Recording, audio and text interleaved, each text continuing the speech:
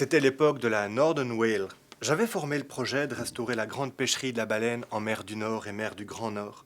Et je parcourais le port à Dunkerque, môle par môle, en recherche d'un site capable d'offrir un accostage rationnel et d'accueillir tout ensemble une usine de conditionnement, un dock d'envoi et cette ambassade des îles Féroé dont le besoin pour moi s'imposait à l'évidence.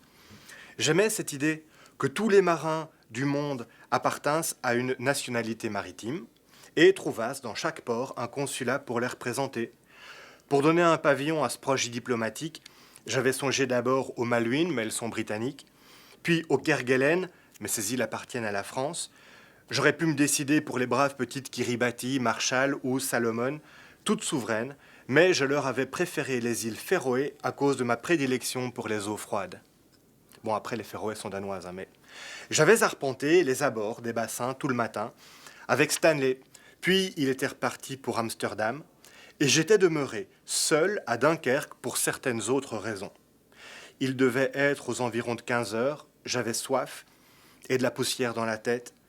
Place du Minc, j'avais trouvé un bistrot parmi ceux qui regardent le bassin des Souages devant la mer et se tiennent auprès du vieux Le Guenard, le bar tabac. Et j'avais poussé cette frontière en verre dépoli qui sépare le monde du reste du monde. Le patron portait la moustache grise, l'œil doux.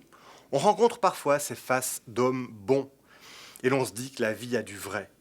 Il gouvernait cette province minuscule enclavée dans l'existence où règne le tac-au-tac et le picon, les tabacs gris, la voie du Nord et le souvenir du charbon dans les bateaux.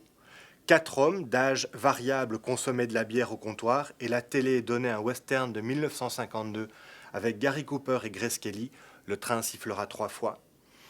J'avais commandé un canon de vin rouge, je m'étais installé au comptoir, puis, dans ce bar tabac, j'avais eu l'occasion de vérifier combien exacte est cette loi que j'avais observée souvent. La vie commence au 2e verre.